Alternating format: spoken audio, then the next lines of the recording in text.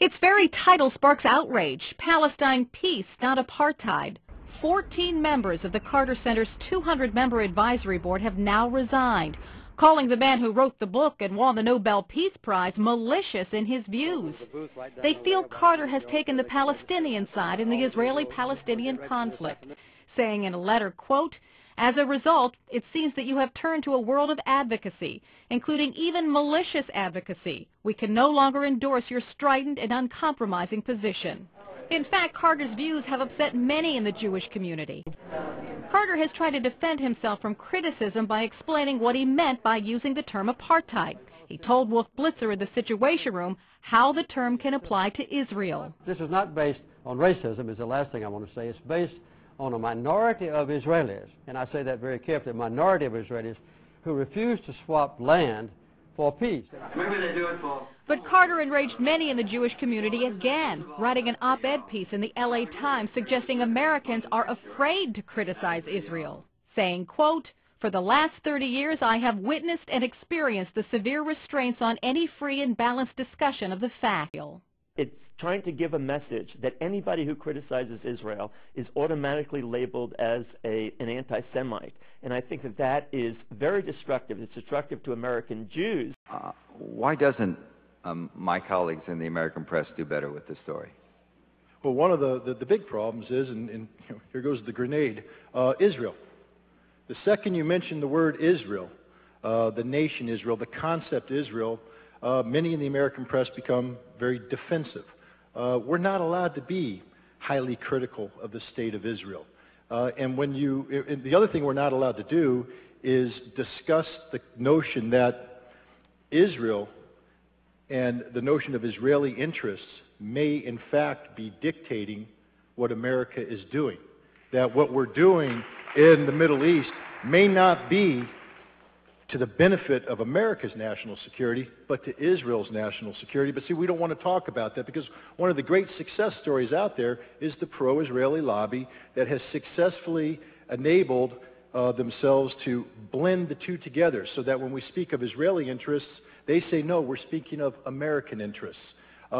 It's interesting that AIPAC and other elements of the Israeli lobby don't have to register as agents of a foreign government. It would be nice if they did, because then we'd know when they're advocating on behalf of Israel or they're advocating on behalf of the United States of America. I would challenge the New York Times to sit down and do a critical story on Israel, on the role of the role that Israel plays in influencing American foreign policy. There's nothing wrong with Israel trying to influence American foreign policy. Let me make that clear. The British seek to influence our foreign policy. The French seek to influence our foreign policy. The Saudis seek to influence our foreign policy. The difference is when they do this and they bring American citizens into play, these Americans, once they take the money of a foreign government and they advocate on behalf of that foreign government, they register themselves as an agent of that government so we know where they're coming from. That's all I ask the Israelis to do. Let us know where you're coming from, because stop confusing the American public that Israel's interests are necessarily America's interests. I have to tell you right now, Israel has a viable, valid concern about Hezbollah in southern Lebanon. If I were an Israeli, I'd be extremely concerned about Hezbollah, and I would want to do everything possible to nullify that organization. As an American, I will tell you, Hezbollah does not threaten the national security of the United States of America one iota. So we should not be talking about using American military forces to deal with the Hezbollah issue. That is an Israeli problem, and yet you'll see the New York Times, the Washington Post, and other media outlets confusing the issue. They want us to believe that Hezbollah is an American problem. It isn't, ladies and gentlemen. Hezbollah was created 3 years after Israel invaded Lebanon, not 3 years after the United States invaded Lebanon, and Hezbollah's sole purpose was to liberate southern Lebanon from Israeli occupation. I'm not here to condone or sing high praises and virtue for Hezbollah, but I'm here to tell you right now, Hezbollah is not a terrorist organization that threatens the security of the United States of America. Former UN weapons inspector Scott Ritter in conversation with Pulitzer Prize-winning journalist Seymour Hersh. We'll be back with them. Well, again, I think it comes down to, the Bush administration likes to talk a lot about the nexus between weapons of mass destruction and terrorism. I'll talk about the nexus between the neoconservatives in Washington, D.C. and the right wing of the Likud party in Israel. These elements, these political elements, have been working hand in glove for many, many years.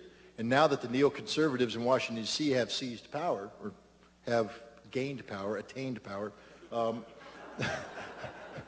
that they're in power, the right wing in Israel has to play this game.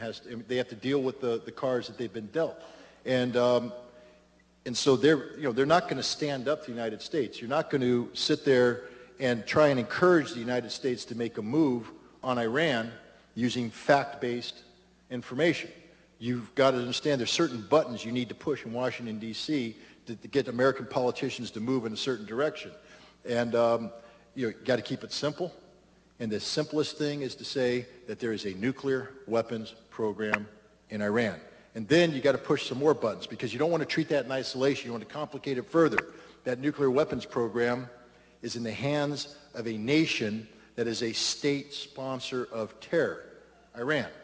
And the terrorist organizations that they sponsor are inclusive of Hezbollah, Hamas, the Palestinian Liberation Organization, Fatah wing. This is all part of the same problem, you see. And in doing so, Israel now complicates America's overall policy posture vis-a-vis the Middle East, because now it becomes very difficult to treat the Palestinian situation in isolation. It becomes very difficult to treat the Hezbollah situation in isolation, or to treat Iran in isolation. Israel has lumped it all together because they know how to play the American political game, I think, better than we know how to play the American political game.